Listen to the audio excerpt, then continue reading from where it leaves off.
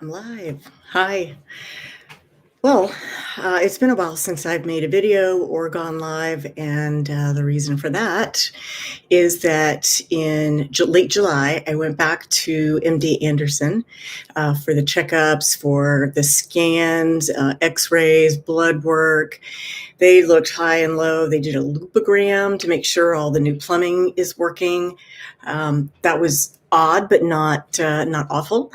And oh, look, I have a viewer. Hello. If you got a question, then please post it right here and I will answer it. So they looked high and low. They looked everywhere. They couldn't find cancer anywhere. I am officially cancer-free. Woo-hoo! So I'm wearing my bladder cancer colors earrings. So blue and purple and gold. And celebrating that I am cancer-free. Yes. I'm not hair free. I've got some hair growing in as well. Look at this. It wants to be curly or something. I can't make it stand up no matter what I do. So it just does this and then acts wavy and curly. So I am, working with what I got here. I'm just happy to have some hair. I haven't made a video in a while because I've had some other stuff going on, like the rest of the world. And one of the things is that literally the day I got the "You're cancer-free" news, that same day, that same morning, I got the "Your mother is not going to live very much longer and you need to put her in hospice" news. So thank you very much, Kim. I appreciate that. So I found out that I needed to put my mom in hospice, and there I was thinking, well, I'm cancer-free and she's dying. This is just a lot to take in. So what my husband and I, your husband has bladder cancer. Oh no. What diagnosis does he have? So while you're typing that in, I will just continue on with, so I found out my mom had just weeks, maybe days to live on the same day that I found out I was cancer-free. So what we decided to do, my husband and I, was take 2 hours to enjoy the cancer-free news. And so we did that as we drove from Houston on the way back to Austin. We took 2 hours to just enjoy feeling the relief of that I'm cancer-free. And it was hard to take in. So he's got transitional cell carcinoma, which I forget all the terms. Do you know what stage he's in? In my world, I was stage 1, which you think is good. And it was, but it was highly aggressive. It was a very rare, super aggressive, okay, upper track. All right. Have they given a prescription for what the treatment plan is for him and what stage he is? So for mine, I had plasmacytoid. That happens in 1% of the cases, and it is super sneaky. It makes itself seem like the cancer cell is hiding. Hey, don't look at me. I'm a bladder cell. Nothing to see here. And then the body doesn't react and take care of it like it normally would. It's very sneaky and awful. So Kim is saying that he just had his kidney removed. Okay. And how's he doing with that? How's he feeling? And then, so we moved my mom from the hospital to hospice while I was driving home from MD Anderson, finding out that I was cancer-free. I did that in it's the same morning, and meanwhile, COVID is happening. He's had 1 treatment of myosin during surgery. Okay, how long ago was the surgery, Kim? And then, let's see, the following, so we talked to my mom. She was not responsive, but we would talk to her through, so she was in a special hospice facility for people with COVID, which was not what killed her. But she did test positive because she was living in a nursing home, and, it just spread through there like wildfire. She never had any symptoms. She died the following week, peacefully in her sleep. They were able to keep her comfortable. That is what you hope, right? So Monday, the 3rd of August, she died. And then I'm thinking, well, okay, so she's in Florida. My brother and sister are in Florida. My uncle, her brother, is in Florida. We live in Texas. What do we do about this and COVID? And do you have a service at all? And my brother and sister and I finally decided that we would actually have a service, and we would do a small chapel service, a celebration of her life, which we did Friday a week ago, and in Jacksonville. And we also did a Zoom virtual as well, which was pretty janky, but it's what we can do in the COVID era, right? So we had that service, and it was really comforting for us, to help us process what was happening and accept what was happening, the loss of our mother, who died from dementia. So that happened last week, and then this week I was back to work and trying to catch up. And I just thought, wow, I mean, those weeks just went by so fast. So I wanted to give an update now and say I'm cancer-free and I'm so happy. And I went through, God, sheer misery to get here. So let me look at Kim's message. She's saying he's feeling good now. Surgery was this past Tuesday. Wow, so he's really recent off of that surgery. I am 8 weeks.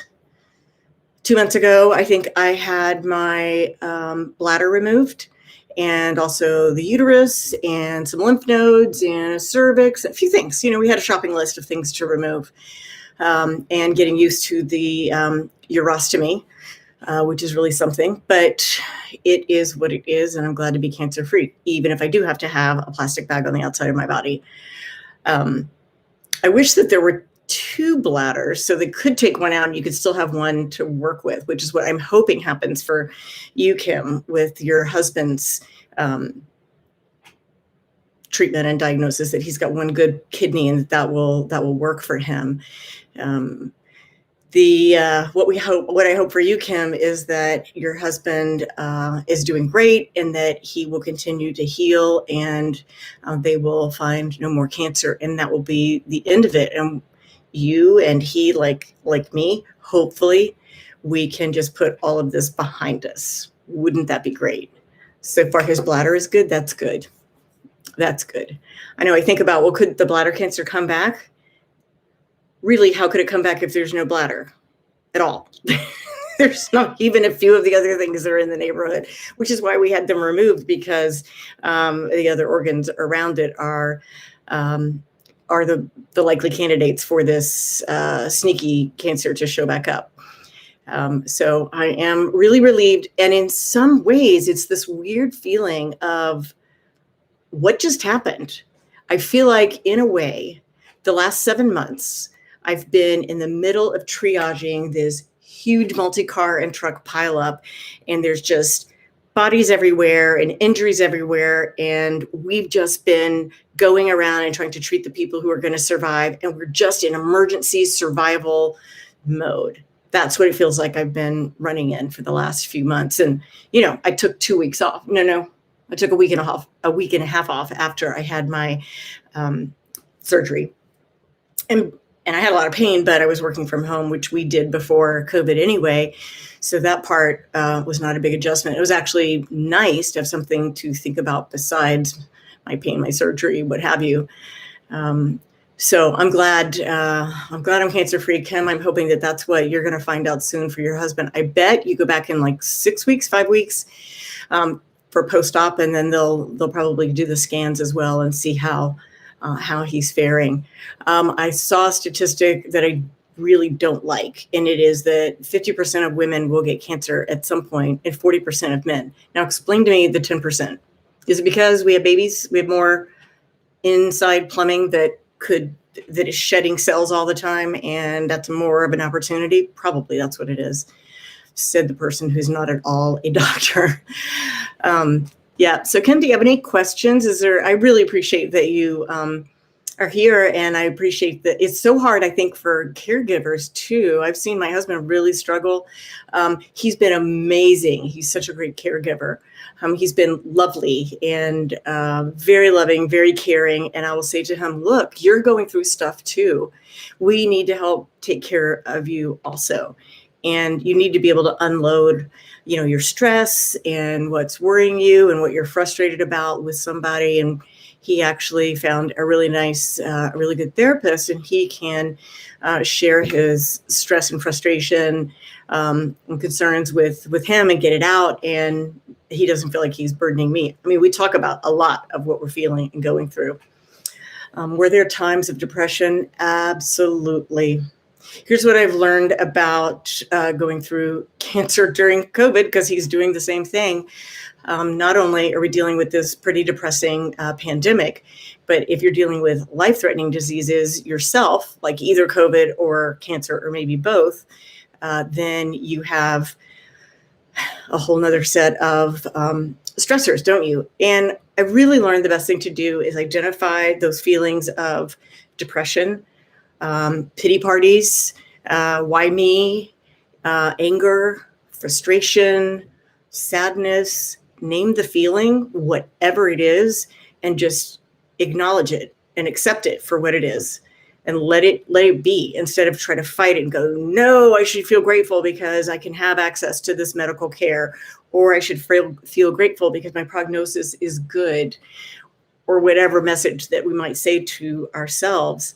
I think the most important thing is to allow ourselves to feel whatever we feel, acknowledge that, because trying to stop it or push it away will just give it more energy. And so being kind with ourselves and each other, so helpful. So if I feel, I mean, especially after chemo, you get a big old shot of steroids, which actually makes you have a temper, I learned. And he seems down already. Yeah. Well, also, it's hard to go through surgery. It's massive surgery when they open you up in your abdomen and remove things. So let him feel what he feels, and just be there. I mean, the best thing you can do is love, accept and love. And then every day is different. Sometimes you have days within, or you have different experiences, roller coasters within a day. I've had that experience for myself. He had 32 staples. Wow. I don't know how many staples in my body. I know that in my body, they removed the bladder. You've been together 6 years. You know what? I've been with my husband. It will be 4 years, October 1st. Well, we've been together longer. We got married then. So we met in November of 2014. So yeah, 6 years, like you. That's great. You know what? You'll get through this, Kim. And the days that are hard, when he's down and you're feeling frustrated and down, just, feel that and embrace that. And it helped me to have other people I could reach out to and just express how I'm feeling, and not have them judge me, and not have them try to talk me out of it, or, counsel me and say, well, here's what you ought to feel. You should do this or that. Really feeling heard and accepted for how we are right now in this moment is the key to the peace of mind. That's what I found. So I don't know if that's helpful, but I really like the thought of be as kind to ourselves as we are to each other. So I think sometimes of the negative talk that's in the back of my head, and it might be saying, you should be happy now, you should be over it now, you should be out there doing yoga, it's been 6 weeks, or whatever the voice is. And if my husband were to say that about himself, I would say, no, you need to just calm down. You need to accept how you are. Be nice to yourself. I would want to be as kind to him as I would be to anybody else that I love or care about. And I think sometimes we often, maybe not sometimes, forget to be kind to ourselves, and how to be kind to ourselves. So I would say the acceptance is the really big key there. And I hear you, I feel you, and doing that for ourselves, because it's probably hard for you, to see him down. You might feel kind of helpless in a way. You might feel like you want to do something to help him feel better and more up. And, you don't necessarily have the answer at any one given point in time. And if he's feeling down, then, it's okay to let him feel that way. That said, find the right time. And one friend suggested that, and I love this, she suggested that after surgery that I watch as many funny movies, as many comedies as possible. So I had a list, and I looked them up on my computer and found several comedies, and literally laughter is a great medicine. And I couldn't think of laughter on my own. I needed to, be inspired, see somebody doing something funny. So funny movies, funny shows, or comedians. There's a lot of great stand-up comedians. When he's open to it, that might be something to try. Because when you're recuperating, you can't do as much. You might feel some pain. You're struggling with adapting to your new body and a lot of different things. So a distraction with some comedy might be something to consider. So hopefully that's helpful. I know it's hard for you as well. No, that's good. That's good. It's fun to watch comedy together. So a couple of my favorites. I really love, what is her name? Kathleen Madigan. I don't know if you've watched her, but she's so funny. She's so funny. So she's good. And then there's a comedian who's from Chicago, but he seems like he's from New York. He's an Italian. He talks like this, and he's very funny. And he describes little things. I would say he's maybe mid-40s, and he describes what it's like to be, I think, first-generation Italian and growing up in Chicago with a strict dad. His name is Sebastian. Oh, what is his last name? It's a long name, like Sebastian Mascafalco or something like that. But if you look up Sebastian, I bet you find him. Italian. It's a long name. Has like three syllables. Montefalco, something like that. He is a good one. He's very funny. Who was the other one that I really, really like? Oh, Brian Regan. Love him. He's great. Jim Gaffigan. He's very funny. Who else? Anyway, there's a lot of them out there. And there's different styles. I mean, that's something that's interesting about comedy is it used to be there were one or two that were popular at a time. You love watching people screw up in real life. Yeah, I know. And when it's us, hopefully we can laugh at ourselves, right? Crazy. Well, I wish you all the best, Kim, and your husband. And I know that you will get through this. And I hope that you'll be tender and gentle with each other as you go through it, and lean on your friends and your family to kind of help refill you. And if you have faith, then lean on that as well. And I wish you the best of luck. Let me know how things go. I want to hear what's your husband's name? I want to pray for him. And you. I want to pray for both of you guys and give you what I hope for you is peace as you go through this really rocky time, and allow for the wide variety of feelings and experiences so that as you go through, you can go, oh, I noticed that I feel really mad right now. Isn't that interesting? I accept that, and we'll see what happens instead of trying to dismiss it and move on. And I think one of the challenges for accepting our feelings is that when they're negative feelings or upsetting feelings like anger and sadness and self-pity, that those feel bad. They are not fun to experience, and we kind of want to hurry up and get through them because it doesn't feel good. And really the quickest way through them, I tell my kids this, quickest way through anything is straight down the middle. So accepting and allowing is literally the fastest way to get through. Like, okay, go ahead, take your turn, be anger, be sadness, be whatever negative feeling. And then if you let it pass, then it's easier to move on. If you don't, if you try to push it away, then it's still pushing on you. It's still wanting to get in. Okay, so Clay and Kim. I love the names Clay and Kim. That's really nice. I will pray for you guys and send you warm thoughts of compassion and gentleness and space for you guys to continue loving each other and get through this so that it is but a distant memory sometime soon. Okay, I'm going to sign off for now. Ciao for now. Thanks for joining me, Kim.